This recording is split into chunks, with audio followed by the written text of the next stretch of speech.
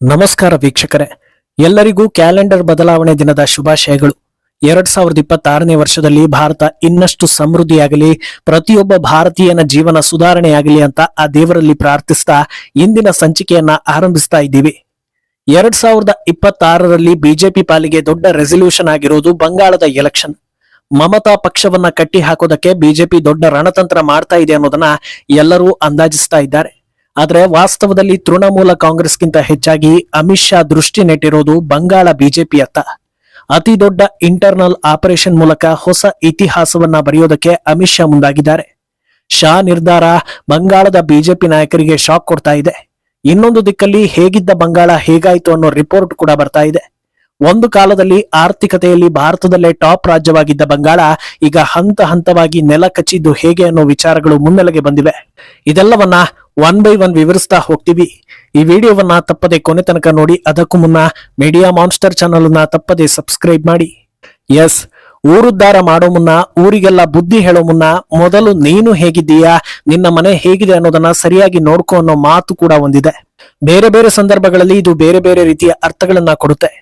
ರಾಜಕೀಯದಲ್ಲಿ ಇನ್ನೊಬ್ಬರ ಕಡೆ ಕೈ ತೋರಿಸುವಾಗ ಮೊದಲು ನಿಮ್ಮ ಹುಳುಕುಗಳನ್ನ ಸರಿ ಮಾಡ್ಕೊಳ್ಳಿ ಅನ್ನೋದು ಸರ್ವೇ ಸಾಮಾನ್ಯ. ಬಂಗಾಳದಲ್ಲಿ ರಾಜಕೀಯ ಚಿತ್ರಣವನ್ನೇ ಬದಲಿಸಬೇಕು. ಈ ಬಾರಿಯ ಎಲೆಕ್ಷನ್ ರಿಸಲ್ಟ್ ಬಂಗಾಳದ ಇತಿಹಾಸದಲ್ಲಿ ಅಚ್ಚಳಿಯದೆ ಉಳಿಯಬೇಕು. ಮಮತಾ ಬ್ಯಾನರ್ಜಿಯ ಸರ್ವಾಧಿಕಾರಕ್ಕೆ ಬ್ರೇಕ್ ಹಾಕಬೇಕು. ಹೀಗೆ ಸಾಕಷ್ಟು ಉದ್ದೇಶಗಳನ್ನ ಇಟ್ಕೊಂಡು ಮುನ್ನುಗ್ತಾ ಇರೋ ಬಿಜೆಪಿ ಒಂದು ಹಂತದಲ್ಲಿ ದೀದಿಯನ್ನ ಕಟ್ಟಿ ಹಾಕೋ ಪ್ರಯತ್ನಗಳನ್ನ ಮಾಡ್ತಾ ಇದೆ. ಆದ್ರೆ ಇದೇ ಹೊತ್ತಲ್ಲಿ ತಮ್ಮ ಪಕ್ಷದಿಂದ ಆಗಬೇಕಾಗಿರೋ ಪ್ರಮುಖ ಕೆಲಸಗಳ ಮೇಲೆ ಚಿತ್ತ ನೆಟ್ಟಿರೋ ಅಮಿತ್ ಶಾ ನಾಯಕರಿಗೆ ದೊಡ್ಡ ಟಾಸ್ಕ್ ಅನ್ನ ಕೊಟ್ಟಿದ್ದಾರೆ. ಬಂಗಾಳದ ಚುನಾವಣೆ ಪ್ರಮುಖವಾಗಿರೋದ್ರಿಂದ ಈ ಬಾರಿ ಟಿಕೆಟ್ ಹಂಚಿಕೆ ವಿಚಾರದಲ್ಲಿ ಹೈಕಮಾಂಡ್ ಬಹಳ ಕಟ್ಟುನಿಟ್ಟಿನ ನಿಯಮವನ್ನ ಪಾಲಿಸ್ತಾ ಇದೆ. ಎಷ್ಟೇ ಸೀನಿಯರ್ ಲೀಡರ್ ಆಗಿರ್ಲಿ, ಪ್ರಭಾವಿ ಆಗಿರ್ಲಿ ಅಥವಾ ಸತತವಾಗಿ ಗೆಲ್ತಾ ಇರೋ ಹಾಲಿ ಶಾಸಕರೇ ಆಗಿರ್ಲಿ, ಈ ಬಾರಿ ಟಿಕೆಟ್ ಸಿಗಬೇಕು ಅಂದ್ರೆ ಪಕ್ಷದ ನಿಯಮಗಳನ್ನ ಕಟ್ಟುನಿಟ್ಟಾಗಿ ಫಾಲೋ ಮಾಡಲೇಬೇಕು. ಆ ಟಾಸ್ಕ್ ಏನಪ್ಪಾ ಅಂದ್ರೆ 100ಕ್ಕೆ 100 ಗ್ರೌಂಡ್ ವರ್ಕ್. ಮುಂದಿನ 2 ತಿಂಗಳಲ್ಲಿ ಪ್ರತಿ ವಾರದ 4 ದಿನ ಕ್ಷೇತ್ರದ ಗಲ್ಲಿಗಳನ್ನ ಅಲೆಯಬೇಕು. ಪ್ರತಿದಿನ ಕನಿಷ್ಠ 5 ಮೀಟಿಂಗ್ ಗಳನ್ನ ಮಾಡಬೇಕು. ಗ್ರೌಂಡ್ ರಿಯಾಲಿಟಿ ಏನು ಅನ್ನೋದನ್ನ ಪಡೆದುಕೊಳ್ಬೇಕು. ಇದೆಲ್ಲಾ ರಿಪೋರ್ಟ್ ಗಳನ್ನ ಹೈಕಮಾಂಡ್ ನೇಮಿಸಿರೋ ನಾಯಕರ ಮೂಲಕ ಹೈಕಮಾಂಡ್ಗೆ ಸಬ್ಮಿಟ್ ಮಾಡಬೇಕು. ನಾಯಕರು ನೀಡೋ ರಿಪೋರ್ಟ್, ಅವರ ಶ್ರಮ, ಇದರ ಮೇಲೆ ಟಿಕೆಟ್ ನೀಡಬೇಕೋ ಬೇಡವೋ ಅನ್ನೋದನ್ನ ಪಕ್ಷ ನಿರ್ಧಾರ ಮಾಡುತ್ತೆ. ಇದನ್ನ ಬಿಟ್ಟು ಯಾವುದೇ ಲಾಬಿ ಆಗ್ಲಿ, ಓಲೈಕೆ ಆಗ್ಲಿ ಅಥವಾ ಸೀನಿಯಾರಿಟಿಗೆ ಪಕ್ಷ ಮಣೆ ಹಾಕೋದಿಲ್ಲ ಅಂತ ಖಡಕ್ ಆಗಿ ಅಮಿತ್ ಶಾ ಹೇಳಿದ್ದಾರೆ. ಇಷ್ಟೊಂದೆಲ್ಲಾ ಸ್ಟ್ರಿಕ್ಟ್ ಮಾಡಿದ್ರೆ ಎಲೆಕ್ಷನ್ ಗೆಲ್ಲೋದಕ್ಕಾಗುತ್ತಾ ಅಂತ ಮೇಲ್ನೋಟಕ್ಕೆ ಅನ್ನಿಸ್ಬೋದು. ಆದ್ರೆ ಪ್ರಾಕ್ಟಿಕಲ್ ಆಗಿ ನೋಡ್ತಾ ಹೋದ್ರೆ ಇದೇ ವಿಧಾನವೇ 100ಕ್ಕೆ 100 ಸರಿ ಅನ್ನಿಸ್ತಾ ಇದೆ. ಯಾಕಂದ್ರೆ ಆಡಳಿತ ವಿರೋಧಿ ಅಲೆ ಅನ್ನೋದು ಕೇವಲ ಒಂದು ರಾಜ್ಯ ಸರ್ಕಾರಕ್ಕೆ ಸೀಮಿತ ಆಗುದಿಲ್ಲ. ಪ್ರತಿ ಕ್ಷೇತ್ರದ ಪ್ರತಿ ಶಾಸಕರು ಹಾಗೂ ಜನ ನಾಯಕರಿಗೂ ಕೂಡ ಇದು ಸಂಬಂಧ ಪಡುತ್ತೆ. ಮಮತಾ ವಿರುದ್ಧ ಆಡಳಿತ ವಿರೋಧಿ ಅಲೆ ಇದೆ, ನಾವೇ ಗೆಲ್ಲೋದು ಅಂತ ಕಣ್ಮುಚ್ಚಿ ಕೂತ್ಕೊಂಡ್ರೆ ಕೇವಲ ಮಮತಾ ಬ್ಯಾನರ್ಜಿ ಸೋತು ಅವರ ಪಕ್ಷದ ಉಳಿದ ನಾಯಕರು ಗೆಲ್ಲೋ ಸ್ಥಿತಿ ಬಂದ್ರೂ ಬರ್ಬೋದು. ಆಗ ಆ ಸೋಲಿನ ಹೊಣೆಯನ್ನ ಹೊರೋದು ಯಾರು? ಸೋತ ಕೂಡಲೇ ವೋಟ್ ಚೋರಿ ಅಂತ ಹೇಳಿದ್ರೆ ಜನ ಹೇಗೆ ನಗ್ತಾರೆ ಅನ್ನೋದು ಈಗಾಗಲೇ ಕಾಣಿಸ್ತಾ ಇದೆ. ಆದ್ರಿಂದ ಅದ್ಯಾವುದಕ್ಕೂ ಅವಕಾಶ ನೀಡದ ಹಾಗೆ ಪ್ರತಿ ಕ್ಷೇತ್ರದಲ್ಲೂ ಟಿಕೆಟ್ ಆಕಾಂಕ್ಷಿಗಳು ಕೆಲಸ ಮಾಡಬೇಕು ಅನ್ನೋದನ್ನ ಅಮಿತ್ ಶಾ ಖಡಕ್ ಆಗಿ ಹೇಳ್ತಾ ಇರೋದು. ಪ್ರತಿ ರಾಜ್ಯದ ಎಲೆಕ್ಷನ್ ನಡೆಯುವ ಮುನ್ನ ಮಾಧ್ಯಮಗಳು ಹಾಗೂ ಚುನಾವಣಾ ಸಂಬಂಧಿತ ರಾಷ್ಟ್ರೀಯ ಸಂಸ್ಥೆಗಳಿಂದ ಸರ್ವೆಗಳು ಬರುತ್ತವೆ ಅನ್ನೋದನ್ನ ನೋಡ್ತಾ ಇರ್ತೀರಾ. ಚುನಾವಣೆಗೂ 6 ತಿಂಗಳುಗಳ ಮುನ್ನ, 3 ತಿಂಗಳಿಂದ ಮುನ್ನ, 15 ದಿನಕ್ಕೂ ಮುನ್ನ ವಾತಾವರಣ ಹೇಗಿದೆ ಅನ್ನೋದನ್ನ ರಿವೀಲ್ ಮಾಡ್ತಾರೆ. ಯಾವ ರೀತಿ ಬದಲಾವಣೆ ಆಗಿದೆ ಅನ್ನೋದರ ಚಿತ್ರಣ ಅಲ್ಲಿ ಜನರಿಗೆ ಸಿಗುತ್ತೆ. ಆದ್ರೆ ರಾಜಕೀಯ ಪಕ್ಷಗಳು ಈ ರಿಪೋರ್ಟ್ ಅನ್ನ ಹೊರತುಪಡಿಸಿ ತಮ್ಮ ಪಕ್ಷದ ಕಡೆಯಿಂದ ಒಂದು ಪಕ್ಕಾ ರಿಪೋರ್ಟ್ ಅನ್ನ ತರಿಸಿಕೊಳ್ಳುತ್ತವೆ. ಇದರ ಆಧಾರದ ಮೇಲೆ ಮುಂದಿನ ರಣತಂತ್ರವನ್ನ ಹೆಣೆಯೋ ಕೆಲಸ ಮಾಡುತ್ತವೆ. ಈಗ ಅಮಿತ್ ಶಾ ಅದೇ ಕೆಲಸವನ್ನ ಶಾಸಕರ ಕಡೆಯಿಂದ ಹಾಗೂ ಟಿಕೆಟ್ ಆಕಾಂಕ್ಷಿಗಳ ಕಡೆಯಿಂದ ಮಾಡಿಸ್ತಾ ಇದ್ದಾರೆ. ಕಳೆದ ಬಾರಿ ಬಿಜೆಪಿ ಸೋತ ಕ್ಷೇತ್ರಗಳಲ್ಲಿ ಬಿಜೆಪಿ ಟಿಕೆಟ್ ಆಕಾಂಕ್ಷಿಗಳು ತರೋ ರಿಪೋರ್ಟ್ ಹೇಗಿರುತ್ತೆ, ಆ ಕ್ಷೇತ್ರಗಳನ್ನ ಗೆಲ್ಲೋದಕ್ಕೆ ಅವರ ಪ್ಲಾನ್ ಏನಿದೆ ಅನ್ನೋದು ಇಲ್ಲಿ ಗೊತ್ತಾಗುತ್ತೆ. ಆಲ್ರೆಡಿ ಗೆದ್ದಿರೋ ಕ್ಷೇತ್ರಗಳಲ್ಲಿ ಒಂದು ವೇಳೆ ಆಡಳಿತ ವಿರೋಧಿ ಅಲೆ ಇದ್ರೆ ಅದಕ್ಕೆ ಕಾರಣ ಏನು ಅನ್ನೋದು ಇಲ್ಲಿ ಬಹಿರಂಗ ಆಗುತ್ತೆ. ಪ್ರಮುಖವಾಗಿ ಈ ಬಾರಿ ಬಂಗಾಳದಲ್ಲಿ ಬಿಜೆಪಿ ಉದ್ದೇಶವೇ ಹಿಂದೂಗಳನ್ನ ಒಗ್ಗೂಡಿಸೋದು. ಎಲ್ರಿಗೂ ತಿಳಿದಿರೋ ಹಾಗೆ ಕಮ್ಯುನಿಸ್ಟ್ ಸಿದ್ಧಾಂತಕ್ಕೆ ಬಿದ್ದ ಹಿಂದೂಗಳಿಂದ ಅಮಾಯಕ ಹಿಂದೂಗಳು ನರಕ ನೋಡುವಂತಾಗ್ತಾ ಇದೆ. ಈ 5 ವರ್ಷದಲ್ಲಿ ಮಮತಾ ಸರ್ಕಾರದಲ್ಲಿ ಹಿಂದೂಗಳು ಪಡಬಾರದನ್ನ ಅನುಭವಿಸಿದ್ದಾರೆ. ಇಷ್ಟಾದ ಮೇಲಾದ್ರೂ ಅವರ ಅನಿಸಿಕೆ, ಅಭಿಪ್ರಾಯಗಳು ಬದಲಾಗಿದೆಯಾ, ಹಾಗೆ ಇದೆಯಾ ಅಥವಾ ಹಿಂದುತ್ವಕ್ಕಿಂತ ಹೊರತಾಗಿ ಅವರ ಆಲೋಚನೆಗಳು ಬೇರೆ ರೀತಿ ಇದೆಯಾ? ಇದೆಲ್ಲವೂ ಗೊತ್ತಾಗ್ಬೇಕು ಅಂದ್ರೆ ಪ್ರತಿ ಕ್ಷೇತ್ರದ ಪ್ರತಿ ಗಲ್ಲಿಯಲ್ಲಿರೋ ಜನರನ್ನ ಸಂಧಿಸಲೇಬೇಕು.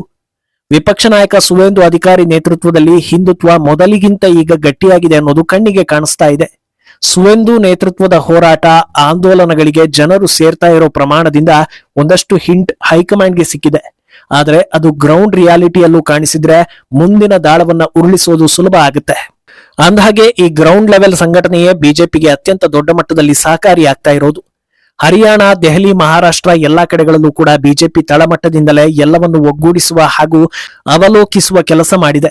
ಇತ್ತೀಚೆಗೆ ನಡೆದ ಬಿಹಾರ ಎಲೆಕ್ಷನ್ ವೇಳೆಯಲ್ಲೂ ಗೆಲುವಿನ ಆತ್ಮವಿಶ್ವಾಸವನ್ನ ಮೊದಲೇ ಅಮಿತ್ ಶಾ ವ್ಯಕ್ತಪಡಿಸಿದ್ರು. ಅದಕ್ಕೆ ಕಾರಣ ಈ ಗ್ರೌಂಡ್ ರಿಯಾಲಿಟಿಯನ್ನ ಅರ್ಥ ಮಾಡಿಕೊಂಡಿದ್ದು. ಇನ್ನು ಶಾಸಕರು ಹಾಗೂ ಟಿಕೆಟ್ ಆಕಾಂಕ್ಷಿಗಳಿಗೆ ಈ ಟಾಸ್ಕ್ ಕೊಡೋದಕ್ಕೆ ಕಾರಣಗಳಿವೆ. ಆತ ಹೊಸ ಅಭ್ಯರ್ಥಿಯಾಗಿದ್ರೆ ಕ್ಷೇತ್ರದ ಎಲ್ಲಾ ಮೂಲೆಗಳು ಆತನಿಗೆ ಪರಿಚಿತ ಆಗ್ಬೇಕು, ಹಾಗೆ ಆತ ಕೂಡ ಪರಿಚಯ ಆಗ್ಬೇಕು. ಆಗ್ಲೇ ಜನರಲ್ಲಿ ಹಾಗೂ ಕಾರ್ಯಕರ್ತರಲ್ಲಿ ಒಂದು ರೀತಿಯ ವಿಶ್ವಾಸ ಮೂಡೋದು. ಇನ್ನು ಹಾಲಿ ನಾಯಕರ ವಿಚಾರದಲ್ಲಿ ಕೇವಲ ಜನರಿಗೆ ಮಾತ್ರ ಅಲ್ಲ, ಕೆಲವೊಮ್ಮೆ ಕಾರ್ಯಕರ್ತರಿಗೂ ಅಸಮಾಧಾನ ಮೂಡಿರೋ ಸಾಧ್ಯತೆ ಇರುತ್ತೆ. ಅದರಿಂದ ಸತತ ಮೀಟಿಂಗ್ಗಳು, ಭೇಟಿಗಳನ್ನ ಮಾಡ್ತಾ ಇದ್ರೆ ಎಲ್ಲಾ ಅಸಮಾಧಾನಗಳನ್ನ ಬ್ರೇಕ್ ಮಾಡಿ ಒಟ್ಟಾಗಿ ಹೆಜ್ಜೆ ಹಾಕೋದಕ್ಕೆ ಸಹಕಾರಿಯಾಗುತ್ತೆ. ಇನ್ನು ಹೇಗಿದ್ದ ಬಂಗಾಳ ಹೇಗಾಯ್ತು ಅನ್ನೋದನ್ನ ಹೇಳಿದ್ವಿ. ಬಂಗಾಳದ ಆರ್ಥಿಕತೆಯಲ್ಲಿ ಹಿಂದೆಂದೂ ಕಂಡರಿಯದ ಕುಸಿತ ಕಂಡಿದೆ.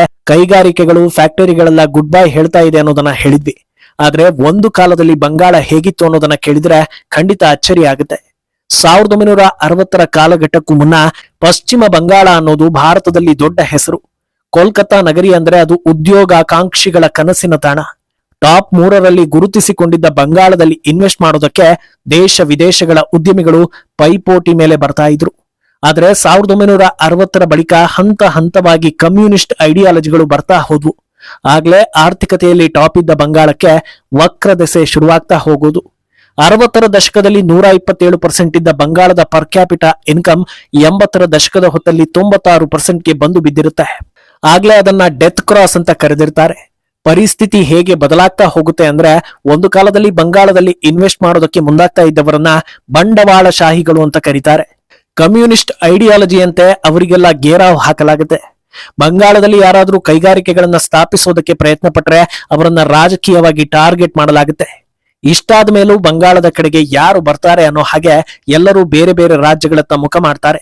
ಪ್ರಮುಖವಾಗಿ ಬಂಗಾಳದಿಂದ ನಿರ್ಗಮಿಸಿದವರು ಗುಜರಾತ್ಗೆ ಶಿಫ್ಟ್ ಆಗ್ತಾರೆ, ದಕ್ಷಿಣದ ರಾಜ್ಯಗಳ ಕಡೆಗೆ ಬರ್ತಾರೆ. 1991ರ ನಂತರ ಲೈಸೆನ್ಸ್ ರಾಜ್ ಸಂಕೋಲೆಗಳಿಗೆ ಬ್ರೇಕ್ ಬೀಳ್ತಾ ಇದ್ದ ಹಾಗೆ ಕರ್ನಾಟಕ, ಆಂಧ್ರ ಹಾಗೂ ತಮಿಳುನಾಡಿನಲ್ಲಿ ಉದ್ಯಮ ಬೆಳೀತಾ ಹೋಗುತ್ತೆ. ಅತ್ತ ಬಂಗಾಳ ಹಂತ ಹಂತವಾಗಿ ಕುಸಿತಾ ಹೋಗುತ್ತೆ.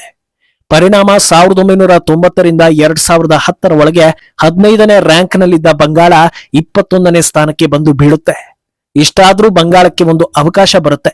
2008ರಲ್ಲಿ ಪ್ರತಿಷ್ಠಿತ ಟಾಟಾ ಸಂಸ್ಥೆ ತಮ್ಮ ನ್ಯಾನೋ ಇಂಡಸ್ಟ್ರಿಯನ್ನ ಬಂಗಾಳದಲ್ಲಿ ಸ್ಥಾಪಿಸೋದಕ್ಕೆ ಮನಸ್ಸು ಮಾಡುತ್ತೆ. ಆದ್ರೆ ಊರಿಗಿಲ್ಲದ ಸಮಾಜವಾದ ತೋರಿಸೋ ಕಮ್ಯುನಿಸ್ಟರು ಅದಕ್ಕೆ ಅಡ್ಡಗಾಲು ಹಾಕಿದ್ರಿಂದ ಕೊನೆಗೆ ಗುಜರಾತ್ಗೆ ಶಿಫ್ಟ್ ಆಗುತ್ತೆ.